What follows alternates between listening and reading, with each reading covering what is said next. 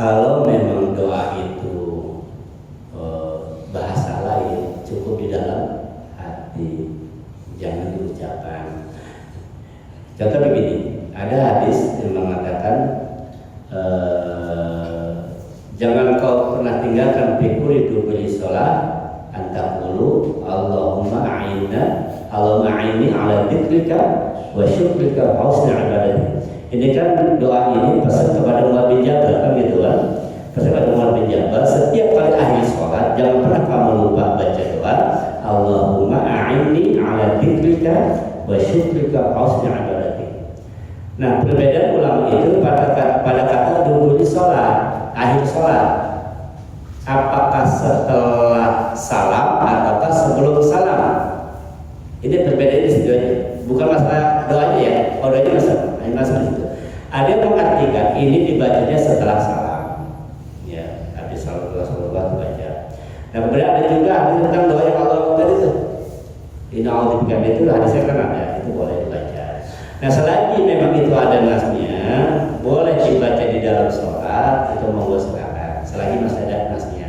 Tetapi kalau tidak ada nasnya, tidak ada dalilnya, lebih baik di dalam hati. Kita bahas kemarin contoh misalkan selain doa ya, kan ada juga tuh doa-doa yang dibaca setelah imam baca ayat. Contoh kemarin kita bahas pada surat Al-Ghasyiyah. Al-Ghasyiyah sebutkan inna ilaina iyabahum cuma inna alaina hisabahum. Ada ulama yang mengajarkan doa Allahumma hasibni hisaban yasira. Nah, itu kan doa sebenarnya. Nah, itu doa. Ada ulama yang mengatakan boleh dibaca di dalam sholat oleh makmum menjawab itu adalah baca doa, boleh dibaca dengan suara ijahar, ya kan? Kita tidak boleh kan? Kalau saya pribadi tetap menjaga ikhtiar lebih baik baca di dalam hati. Contoh lain misalkan lagi inna hadza rizqul ula sufi Ibrahim wa Musa alaihi wassalam kan gitu kan. Ada. Kemudian ada lagi pada surat At-Tin alaihissallahu bi'ahkamil hakimin. Kan ada baca di jawabannya juga tuh.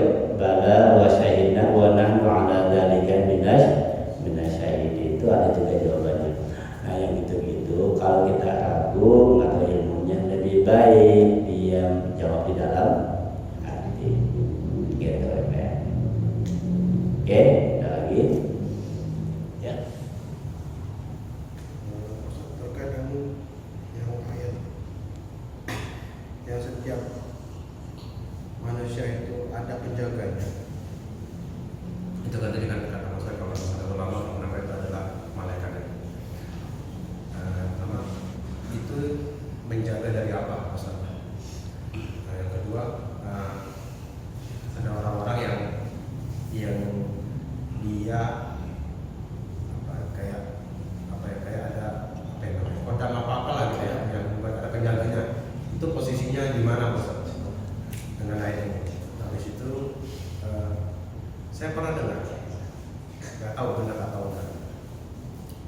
Ada yang bilang ada orang-orang yang dijaga dengan amalannya. Kayak misalnya ada yang dia hafiz Quran gitu, dia dijaga dengan dengan hafiznya Qurannya itu. Atau ketika orang bersedekah, ketika dia dijaga dengan sedekahnya. Contohnya kalau misalnya ada kecelakaan, dia sedekahnya itu menghindarkan dia dari kejadian-kejadian yang di luar kendali dia. Itu gimana Mas? Baik. Ya. Yang perlu kita pahami adalah jumlah malaikat tak terbatas. Kalian tahu. Yang kita kenal kalau malaikat apa yang kita kenal apa? Israel, Jibril. Itu kan kita sebutkan. Pada jumlah malaikat itu nggak terbatas. Contoh ini, ada sebuah diskusi mengatakan bahwa setiap hari malaikat itu masuk ke Baitul Ma'mur bertawaf di sana 70.000 malaikat tiap hari masuk dan keluar lagi, akan ganti lagi hari berikutnya. Artinya apa? Malaikat tanpa batas. Jumlah malaikat itu nggak pada tahu. Kalau Allah SWT itu luar biasa banyak. Nah, berkaitan dengan malaikat yang menjaga itu, selain Al-Quran menyebutkan tadi bilang ingkul nafsi alaiha habib, disebutkan juga bahwa memang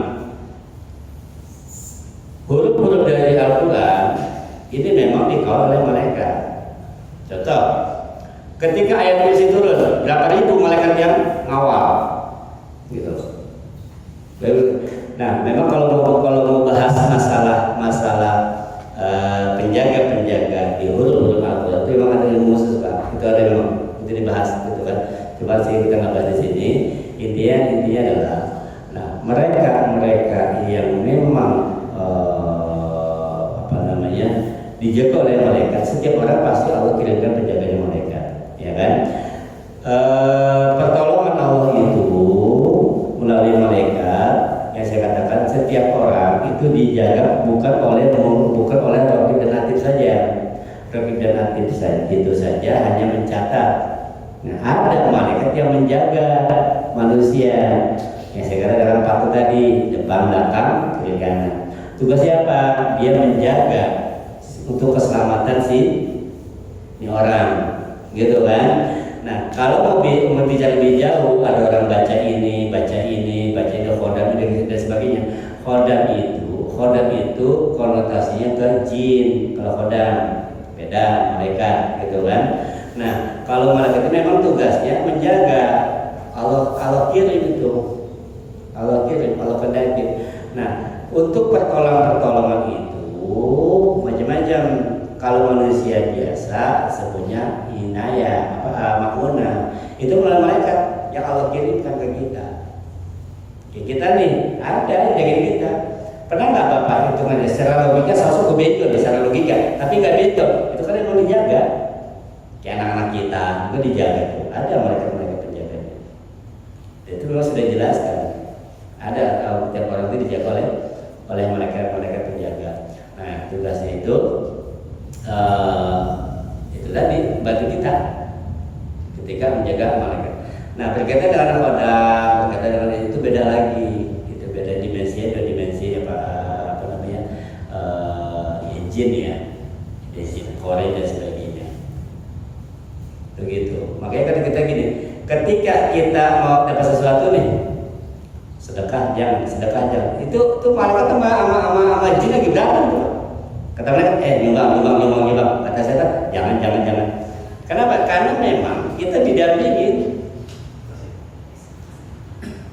Nah, bisikan-bisikan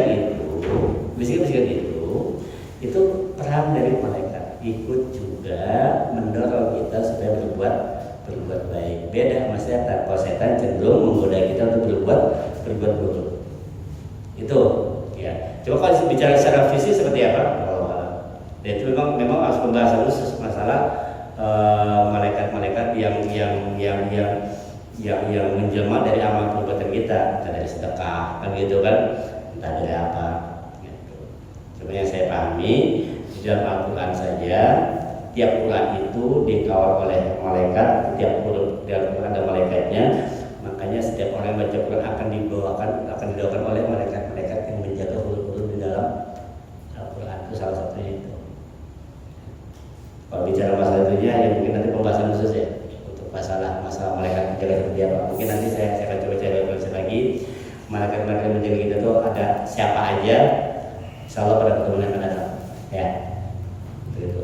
Baik, ada lagi? Cukup ya? Ya, baik. Itu saja barangkali. Semoga ada manfaatnya. Mohon maaf jika ada kesalahan kurang. Itu lagi para majelis. Subhanallah wa bihamdihi.